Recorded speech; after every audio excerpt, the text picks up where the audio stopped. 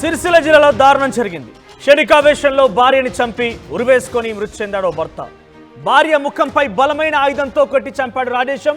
ఇక కుటుంబ కలహాలతోనే ఈ దారుణానికి పాల్పడ్డాడంటూ భావిస్తున్నారు పోలీసులు.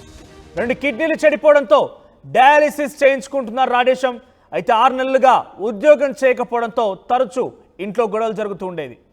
రాజేశం దంపతులకు 2 కొడుకులు, ఓ కూతురు ఉన్నారు. ఇక ఓ కొడుకు కూతురికి పెళ్లిలవగా బీటెక్ చదువుతున్నాడు చిన్న కొడుకు. కేసు నమోదు చేసుకొని దర్యాప్తు చేస్తున్నారు పోలీసులు. సో పెద్ద ఎత్తున ఆందోళన కలిగిస్తోంది సిరిసిల్ల జిల్లాలో. బహుశా వారు చూస్తే కనుక సుమారుగా 40-50 వయసు గలటువంటి ఆ వ్యక్తులుగానే భావించాలి. సో ఆ వయసు గల ఒక రాజేశం అనే వ్యక్తి తన భార్యపై బలమైనటువంటి ఒక ఇనుప రాడుతో మొహం మీద కొట్టడం జరిగింది. దీంతో భార్య మృతి చెందిన తర్వాత ఆయన కూడా ఆత్మహత్య చేసుకున్నాడు, ఉరి వేసుకుని ఆత్మహత్య చేసుకున్నట్టుగా చూస్తున్నాం. ఒకసారి ఆ కుటుంబీకులు రోధిస్తున్నటువంటి విజువల్స్ మనం చూస్తున్నాం. ఆ తర్వాత వారు మాట్లాడారు, ఆ సంఘటన ఏ రకంగా జరిగింది, వారు ఆవేదన వ్యక్తం చేస్తున్నారు, ఆ మాటలేంటో విన్నాం.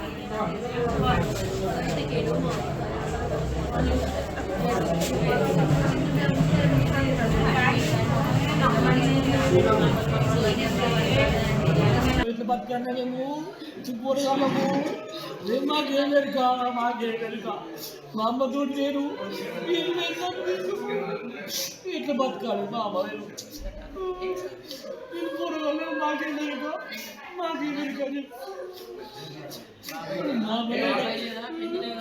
ఎట్లా బతకాలి పని లేక మేము మరి అట్లనే మా డాడీకి అట్లనే కిడ్నీ ఖరాబ్ అయినాయి, డయాలసిస్ అవుతున్నాయి. కిమ్స్ హాస్పిటల్కి పోయినాము. కిమ్స్ హాస్పిటల్కి పోయి చూసుకున్నాం, చెకప్ చేసుకుంటాం. మేము చెకప్ వేసుకున్నాక వచ్చినాం. ఈయన ఇక్కడ అంత అయిపోయింది. మొన్న టెస్టులు వేసి ఇక్కడ చేసి టెస్టులు వేసి అయిపోయినాక గవర్నమెంట్ హాస్పిటల్లో చేస్తాం అనుకున్నాం. మొన్న గవర్నమెంట్ హాస్పిటల్ 2 సార్లు వేయించినాం. అదేంటిది డయాలసిస్ 2 సార్లు వేయించినాం. చేయించినాక నిన్న ఏమైందో నిన్న సాటర్డే నైట్ చేయించుకున్నాం. 12కి వేయండు, 12కి వేయండు. మొన్న సాటర్డే నైట్ మబ్బుల్లో 5కి వచ్చిండు, పండుకున్నాడు. షార్ట్ అన్నాడు. అన్నాక మంచిగా తిన్నాడు, చేసి పండుకున్నాడు. మళ్ళీ 5 తిన్నాడు, పండుకున్నాడు. మళ్ళీ నేను మాట్లాడి పోయినా మా ఉద్యోగం చేసుకున్నాక నాకు వచ్చి మా అమ్మ చంపాడు, మా డాడీ చచ్చిపోయాడు. క్షణికావేశం కారణంగా కుటుంబంలో ఉన్న కుటుంబ పెద్దలు ఇద్దరు కూడా ఒకేసారి మరణిస్తే ఆ బాధ ఎంతుంటుందో వాళ్ళ మాటలో చూస్తే అర్థమవుతోంది. ఆ విషాదం వారందరూ కూడా పెద్ద ఎత్తున కన్నీరు మున్నీరుగా విలపిస్తున్నారు. తన భర్త క్షణికావేశంలో భార్యపై దాడి చేసి భార్యని చంపేసి ఆ తర్వాత ఆయన కూడా ఉరివేసుకుని ఆత్మహత్య చేసుకున్నాడు. 2 కుటుంబ పెద్దలు కూడా ఒక్కసారిగా కొన్ని కోపాల కారణంగా, క్షణికావేశాల కారణంగా 2 మరణించడం అనేది ఆ కుటుంబం ఒక్కసారిగా విషాద ఛాయలనుకున్న కన్నీరు మున్నీరుగా విలపిస్తున్నారు. ఒకసారి మా ప్రతినిధి చంద్రశేఖర్ దగ్గరికి వెళ్దాం. చంద్రశేఖర్, సో ఏం జరిగి ఉంటుంది, ఎటువంటి కలహాలు ఉండేవి? ఏకంగా వాళ్ళు చూస్తే కనుక 2 కుమారులు, ఒక కుమార్తె, అంటే బహుశా వాళ్ళిద్దరు కూడా పెళ్లిళ్ళు అయ్యాయి. ఒక కుమారుడు చదువుకుంటున్నాడు, కొంత వయసుపై పడ్డవారుగానే కనబడుతున్నారు. సో ఈ వయసులో ఎటువంటి గొడవలు మనం చూడొచ్చు? మనోజ్, సిరిసిల్లలో విషాదం నెలకొందని చెప్పుకోవచ్చు. ఎందుకంటే దూస రాజేశము వాళ్ళ వైఫ్ గత కొంతకాలం నుంచి అక్కడే కలిసిమెలిసి కాపురం చేస్తున్నారు. ఆర్థికంగా కూడా బలంగా పటిష్టంగా ఉన్నటువంటి కుటుంబం అది. ఆ 2 కుమారుల్లో ఒకరికి వివాహం అయిపోయింది, సెటిల్ అయిపోయారు. అలాగే చిన్న కుమారుడు ఇంజనీరింగ్ చదువుతున్నారు, కూతురు కూడా సెటిల్ అయిపోయింది. ఈ క్రమంలో గత కొంతకాలం క్రితము కిడ్నీలు 2 చెడిపోయాయి. హైదరాబాద్ కిమ్స్ హాస్పిటల్ లాంటి ఆసుపత్రుల్లో చికిత్స పొందుతున్నారు.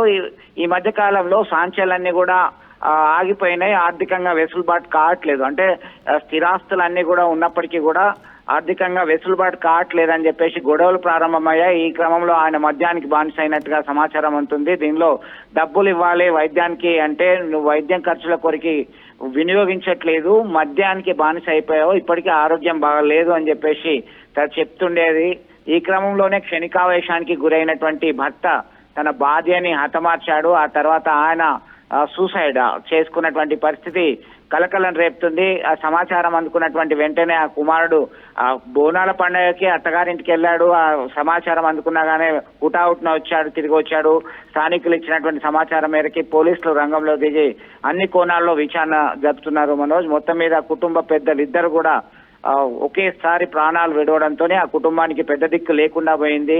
వారంతా కూడా కుటుంబ సభ్యులు కన్నీరు మున్నీరుగా విలపిస్తున్నటువంటి పరిస్థితి అయితే అక్కడ చూసే వారిని కూడా కలిచివేసేలా ఉంది పరిస్థితి అయితే మనోజ్. రైట్ చంద్రశేఖర్, ఒకేసారి ఇద్దరు కుటుంబ పెద్దలు తల్లి తండ్రి ఇద్దరు కూడా క్షణికావేశంలో తండ్రి తల్లిపై బలంగా కొట్టడంతో తల్లి మరణించింది. ఆ తర్వాత తండ్రి కూడా ఉరివేసుకుని ఆత్మహత్య చేసుకున్నాడు. అయితే గత కొంతకాలం క్రితం ఆయనకు అనారోగ్యం పాలయ్యారు. అనారోగ్యం పాలైన తర్వాత కిమ్స్ హాస్పిటల్లో కిడ్నీ చెడిపోవడంతో ఆయన కిమ్స్ హాస్పిటల్ అడ్మిట్ చేశారు. ఆ తర్వాత కొన్ని వైద్య పరీక్షలు కూడా చేశారు. ప్రస్తుతం ఆయన అనారోగ్యంగానే ఉన్నారు. అయితే మద్యానికి బానిసైనట్టుగా ప్రతినిధి చెప్తున్నట్టుగా మద్యానికి బానిసయ్యారు. అయితే కొంత ఆయన సాంచే అంటే ఏదంటారు పూర్తి స్థాయిలో నేతన్నలకు సంబంధించిన కుటుంబంగా మనం భావించాలి. సో వాళ్ళే ఎక్కువగా సాంచలు వాడతారు కాబట్టి నేతన్నల కుటుంబానికి సంబంధించిన వ్యక్తి ఆయన. 6 నెలలుగా సాంచలకు ఎటువంటి పని కూడా లేదట.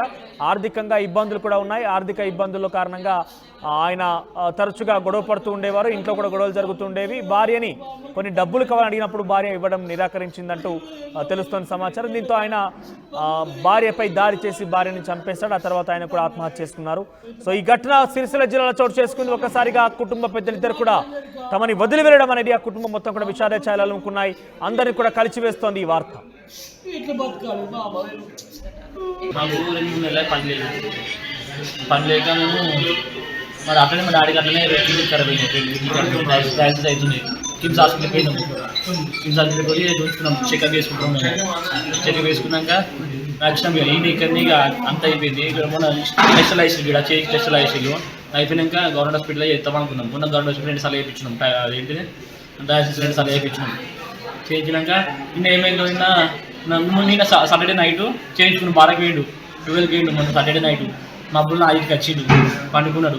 షార్ట్ అన్నాడు. అన్నాక మంచిగా తిన్నాడు చేసిండు. పండుకున్నాడు. మళ్ళీ 5 తిన్నాడు పండుకున్నాడు. మళ్ళీ నేను మాట్లాడి పోయినా మా దూరం చేసుకుంటే నాకు వచ్చి తిన్నాక మా అమ్మ చంపాడు. మా డాడీ చచ్చిపోయాడు.